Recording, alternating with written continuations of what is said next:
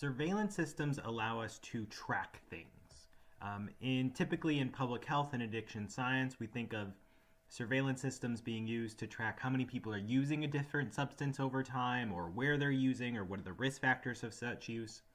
But we can also use surveillance systems to track policy and to track addiction-related policy.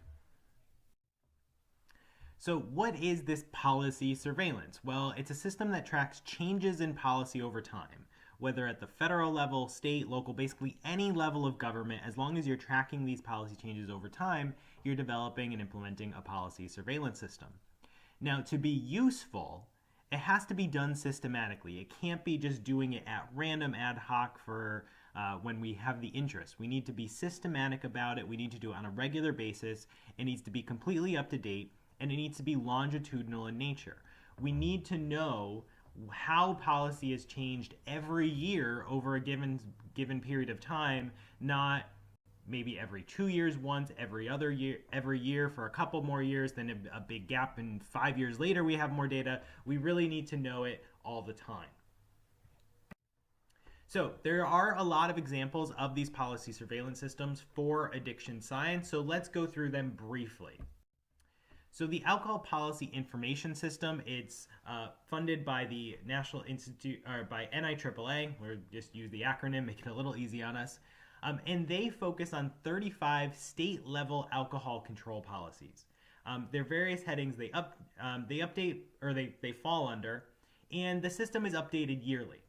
So anytime, every year, the laws of each state are reviewed, and lawyers and social scientists review the changes in the law to see if they make sense under these headings and whether a change in how these states are coded is warranted. And through that, we can create maps such as this. And this is the excise tax per gallon of beer as of January 1st, 2016. I just kind of picked it at random. But we can see that there is variation between states. And then the next step is using this type of information to see if the variation between states is actually associated with differences in consumptive behaviors, as well as downstream consequences of use. Now, for tobacco control, there is no federally funded system of surveilling tobacco control policies in the United States, at least. But there are two nonprofit associations who do regularly monitor U.S. tobacco control laws. So the American Lung Association publishes these annual reports really for advocacy purposes on state-level tobacco policy. They focus on these 5 areas, from tobacco prevention to smoke-free laws to taxes, and they basically give a grade for each state in each of these areas and overall to say how well a state is doing. In addition to that, they also maintain the State Legislated Action on Tobacco Issues database.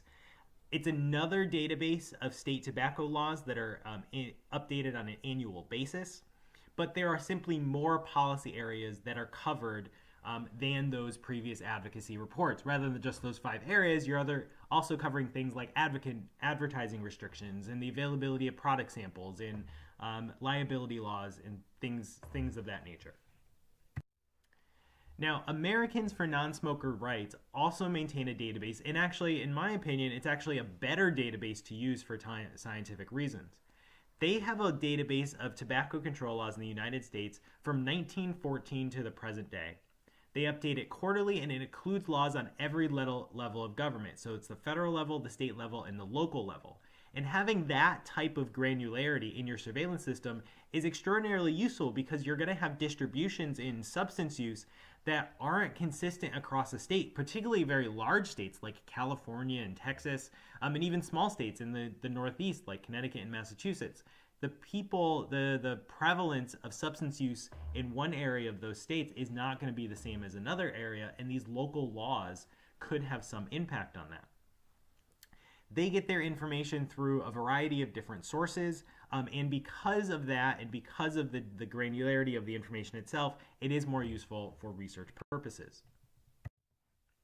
Now, marijuana, this is a relatively new area. It definitely doesn't go back to 1914, but there are different systems depending on what you're interested in. So if you're interested in recreational marijuana laws, There's a couple systems that track this. One is the Policy Surveillance Program, which is funded by the Robert Wood Johnson Foundation. The APIS system, which tracks alcohol policy, also tracks recreational marijuana laws, so you can kind of get a 2-for-1 deal. But if you're interested in medical marijuana laws, you have to look at the Prescription Drug Abuse Policy System, which we'll talk about in a couple slides. So the marijuana policy, recreational marijuana use, isn't completely widespread in the United States. It's not widespread throughout the world, not yet. But here's an example of what you can do with this type of information. Again, this is a very simple map. This is early in terms of recreational use of marijuana from the Policy Surveillance Program, again, funded by RWJF. But here in 2015, you can see that there were 2 jurisdictions that both have a state law that's authorizing recreational marijuana use and that consumers pay a marijuana-specific sales tax. So you can actually layer different requirements and different types of laws to produce different types of maps. And then you can see, again, how any of those are correlated or associated with consumptive behaviors. As I mentioned, medical marijuana use is tracked through prescription drug abuse policy systems, which are funded by NIDA. These systems also track opioid use and really cover other areas as well. So in addition to opioid use, they also cover ability to access naloxone, which is used in cases of opioid overdose, as well as tracking Good Samaritan law. So if someone's helping someone in situations of overdose, are they liable for any damages of that person? Now, if you're interested at in federal policy, in national policy across the world, I'm going to direct you to the World Health Organization's Global Health Observatory, because they really are a clearinghouse for national laws on addiction science, on addiction policy, excuse me. So they have information on alcohol use and alcohol policy, substance use and substance use policy, and tobacco use and tobacco use policy. Again, these are national levels. We can theoretically correlate them with national levels of different consumption of different substances, but you're not going to get that granularity of the state and local levels you might find from national level surveillance systems. Now, surveillance is great, and it is great to know if a policy is in place in some locality or it's not in place. But that's often not enough to conduct research, to actually do policy research.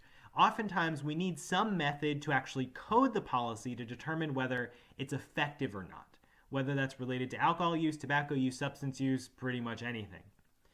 And while coding is very important, it's also a very resource-intensive process. It can take years to develop these coding systems, so keep that in mind. If you're interested in doing policy research, which I hope you am by being in this course, don't necessarily create your own coding system. Use something that has already been validated by someone else. So what these researchers did was go through basically every type of alcohol policy that was known or that was thought of and put into place. They compared the policy to existing research in terms of strength of the evidence, how much of the evidence was, and coded each policy based on how effective it could be using the various scales you see in front of you. And from this, again, we get more granularity. So maybe it's not good enough that, for instance, compliance checks are put in place. It's good enough to know that how strong that evidence is and how effective that policy is. And really what we want to do is focus more on when we're advocating for different policies and when we're researching different policies to try to show that if our hypothesis is that a more effective policy will more greatly reduce alcohol consumption or substance use consumption, we want to use these coding systems to see if that hypothesis is proven or not. So, just as a brief example, here is the Connecticut's grade from the American Lung Association's tobacco control policy surveillance system.